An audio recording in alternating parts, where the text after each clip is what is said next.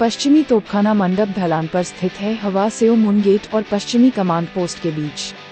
चूंकि पश्चिमी तोपखाना मंडप ढलान पर बनाया गया था, इसे उत्तर पश्चिम और उत्तर पूर्व आर्टिलरी मंडप से छोटा बनाया गया था। समतल भूमि पर स्थापित तोपखाने और शूटिंग छेदों की संख्या भी कम कर दी गई थी।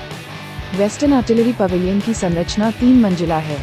निचली 2 मंजिलों में तोपखाने या बंदूकें दागने के लिए छेद हैं। ऊपरी मंजिल पर एक मंडप है। ऊपरी मंडप का जीर्णोद्धार किया गया, लेकिन ईंटों से बना निचला हिस्सा वैसा ही है जैसा पहली बार बनने पर दिखता था।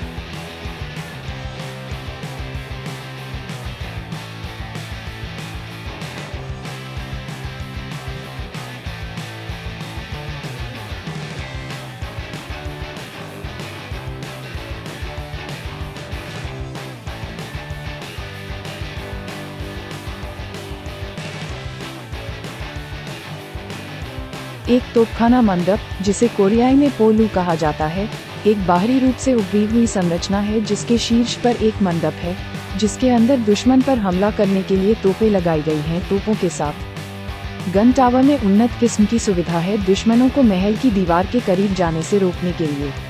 महल की दीवार का एक हिस्सा उत्तल आकार में बाहर की ओर निकला हुआ है। इमारतों को सुवोन हवा सुंग के गिरों की तरह ही व्यवस्थित किया गया था। तीसरी मंजिल का आंतरिक भाग गोंग सिंगडोन की तरह खाली कर दिया गया था। सुवोन हवा सुंग और तोप अंदर छुपी हुई थी। यह विदेशी दुश्मनों पर हमला करने के लिए बनाई गई सुविधा है।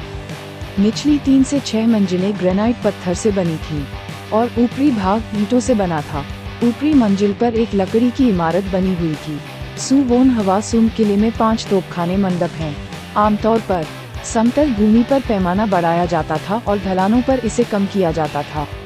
सुवोन हवा सुंग के तोपखाने मंडप प्रत्येक मंजिल के विभिन्न आकार और ऊंचाई के साथ बनाए गए थे, भूभाग और आसपास की स्थितियों पर निर्भर करता है। सुवोन हवा सुंग के तोपखाने मंडप ईंटों से बने हैं। तोपखाने या तोप से लोगों पर हमला करने के स्थान के रूप में सेवा करना।